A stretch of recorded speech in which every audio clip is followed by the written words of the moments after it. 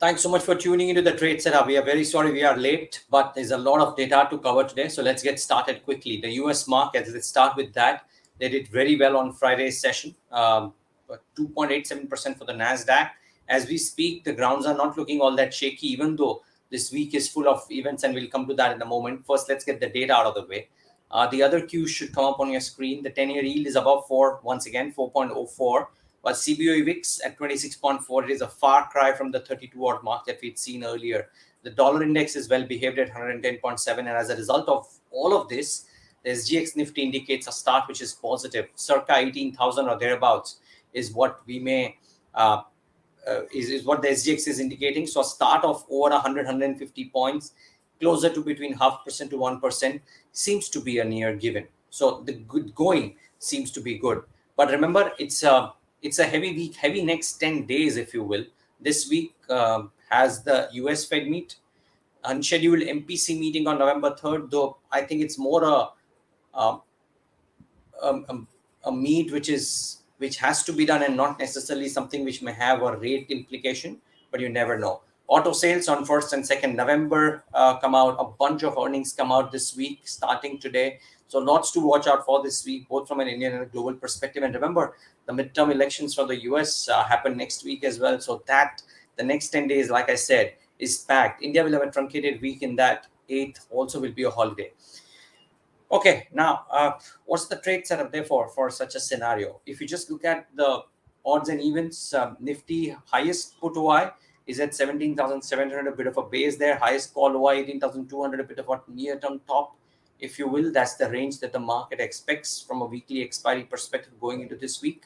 The Bank Nifty very likely to be the dominant determinant despite a very flat, truncated week performance. So watch out for banks starting this week, because last week, while PSU banks did really well, private banks had an okay day. Friday, in fact, saw the Bank Nifty correcting, while the energy space did well. I would reckon that the Bank Nifty still will take charge if the index has to move higher. But if you look at pockets that are likely to do well, you continue to believe that defense and PSU banks in particular will be the near-term themes in focus despite the run-ups.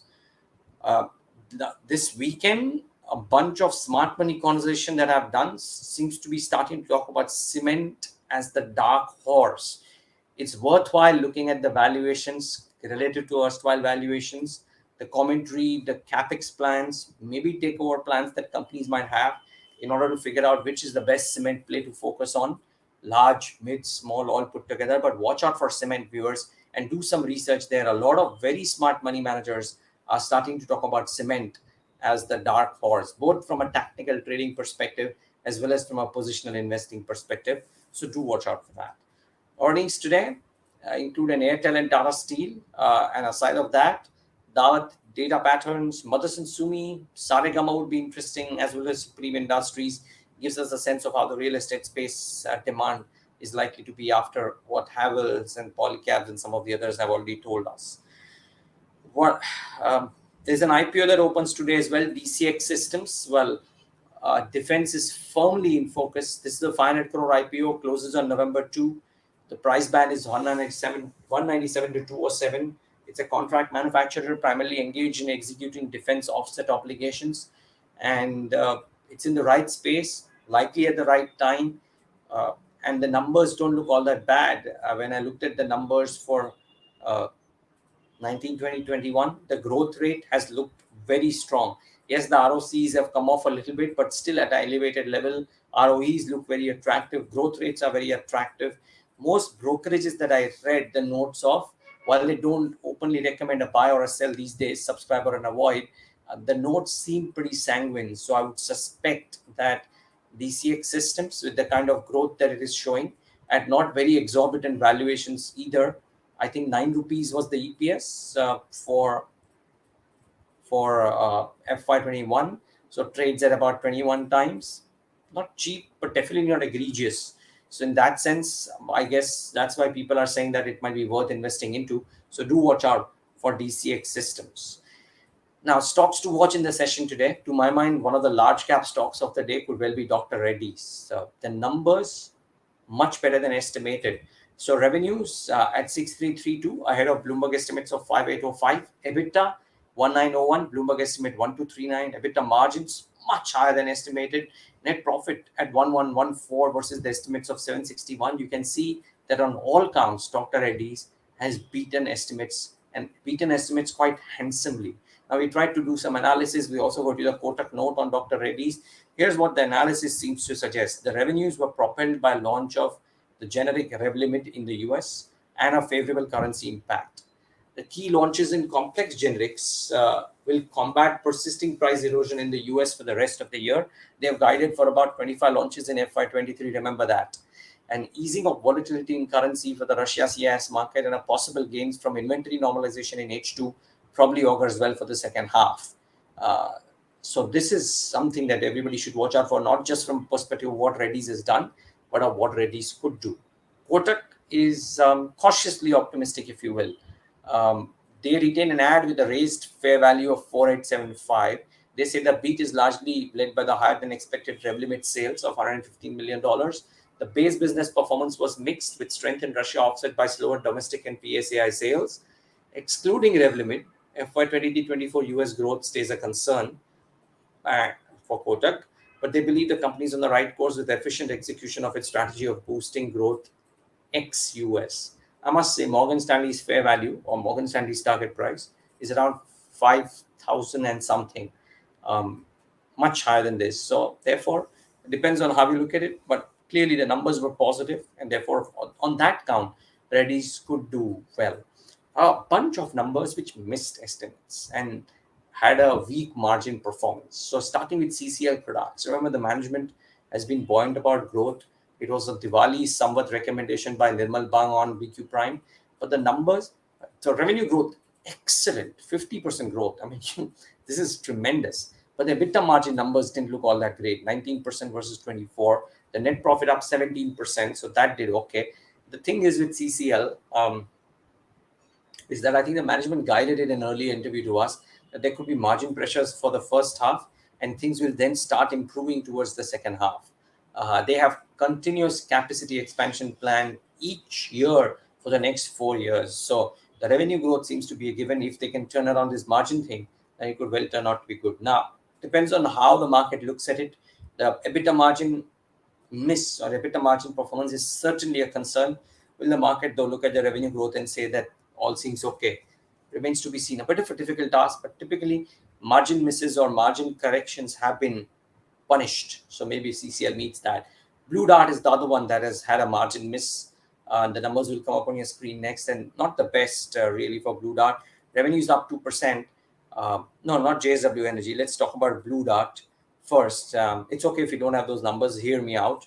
Revenues up 2% at 1325 crores. EBITDA margin though was 18% versus 21%, and net profit fell 7% at 37 crores versus 40 crores. So not the best of quarters. May correct. JSW Energy revenues fell 21% at 2387 crores versus 3026 crores. The estimates were 2711. EBITDA 889. Bloomberg estimate was 875. EBITDA margin at 37%. Net profit fell 18% at 456 versus Bloomberg estimates of 650 crores. It was no doubt a soft quarter, and therefore it is something that may concern people. Let's wait and watch. We'll talk to the management, of course, today and try and understand whether the pains continue in the quarters ahead, or is this it? Because remember, Q1 for JSW Energy was actually not that bad. Tata Power, a bit of a contrast to JSW's performance. Revenues was down 3% at 14,000 crores, but compared to Bloomberg estimate of 13,000 crores was above. EBITDA up 5% at 760 crores. The Bloomberg estimates were 1953. Net profit at 935. The Bloomberg estimate was 813 crores, was up about 6%. So a bit of a mixed quarter, if you will. DAM Capital believes that while they maintain a buy with the target price of 261, they believe that there is a sharp run-up in the stock price in the last 6 months, and it leaves little room for an upside. And because renewable business continues to witness momentum, and because high coal international prices as well as Mundra resolution are positives, the run-up and the lack of the upside means that they are kind of not that optimistic. Just believe small upsides here, and therefore I think it's not a convincing buy from their end. Some other results in focus, including an NTPC, wherein the profit rose on higher electricity demand but was lower than estimated. Or IOC, wherein the losses were lower than estimated because of a subsidy on LPG. Or Intellect Design, where both revenue and PAT missed estimates. I think they've reduced the guidance on on on both revenue as well as margin. So therefore, Intellect Design could probably see a bit of a corrective move today. NTPC, remember, has gained 4.5% last week, 9% in the month of October, and therefore is lower than estimated number. Who knows? Might just have a bit of a reaction on NTPC stock price. Vedanta is the other one wherein the EBITDA margin was much lower than estimated, 21 versus 26%. Net profit fell lower than estimated. Revenue 3665, slightly above estimated, but the numbers looked a bit chalky. May correct a little bit. What may also correct, viewers, are stocks in the sugar space. Balrampur, Renuka, Triveni, principally the ones which are exporters, because the government of India has extended the curbs on sugar exports until October 2023. It doesn't apply to sugar exported to EU and US under some quotas, but largely there are restrictions here, and that impacts profitability, I reckon. Sugar companies had aimed to ship as much as 8 million tons in 2022-23, and that is out of the window. There are also concerns that supplies will tighten globally with rains in Brazil slowing the pace of cane crushing. So therefore, even more reason that the margins that the sugar companies could have made via exports will no longer be there if indeed global sugar prices inch up and if Indian prices don't follow as much. So a bit of a bummer in terms of news flow for sugar. May have a corrective move. If it does, you should know why. A trading recommendation on Bosch from ICICI Securities. They are positive on Bosch. They believe that the stock will outperform on the back of short covering. There was no OI closure. Sorry, this is a mistake from our end. There was no OI closure with the up move in October. The short covering trend has started. They remain positive. They believe the stock will likely head towards 17,000 levels. So watch out for Bosch today. I dare say also watch out for companies like ITC or Britannia, because wheat prices have jumped up 7% on the international bourses because of Russia moving out of the Ukraine grain deal, right? The shipping won't be allowed, etc. So therefore, companies like ITC and some of those others could have a bit of a bearing. So do watch out for that. Turkey said that talks are underway with Russia on the Ukraine grain deal. So let's wait and watch if there is a benefit. Now, just before we talk about anything else, a couple of things. Which sectors should retailers look at during inflation period? Well, I think it's a bit of a no-brainer. Most people say that, Srinivas, that you need to look at banking. Rates move up, margins move up for banks, and therefore banks are the ones that people should focus on. Sona Comstar, I think the numbers were good. Most brokerages say it was a solid quarter, and therefore it is something that people should watch out for. Let me tell you. So Kotak, for example, has gone ahead and said that it's broadly inline quarter. Order book execution may see a delay. They are cautious, but systematics are saying that it's a robust quarter in challenging times. Their target price is 725. Now, depends on how we look at it, but it was an inline to a slightly better than expected quarter, viewer. So maybe Sona Comstar Vasu, that's the stock that you were asking about. Mixed reviews. Largely seems to have done okay. It's not that cheap a stock, so you please keep that at the back of your mind. If you're invested already, not a problem. Otherwise, do take a look at the valuations before you go out and invest in it. Lastly, viewers, before I leave you, why I say defense should be a space that you should be focusing on. Look at what Prime Minister Modi is saying. He's saying that in the upcoming years, the defense and aerospace sectors will be two important pillars for making India Atmanirbhar. By 2025, our defense manufacturing scale would cross $25 billion. Defense corridors being established in Uttar Pradesh and Tamil Nadu would power this scale. Now, this is interesting. While government is the only buyer, if a large-scale manufacturing capability in India might help defense companies export, then that's the big trigger. Defense is clearly the focus of the country and the powers that run the country, and therefore companies which are in this space should be given a serious look. So do watch out for all of those defense names. Thanks so much for tuning in today, viewers. Have a great day ahead, and have a good week ahead. Be careful. A lot of results and fair degree of global as well as local volatility anticipated because of central banking action. So be mindful of that.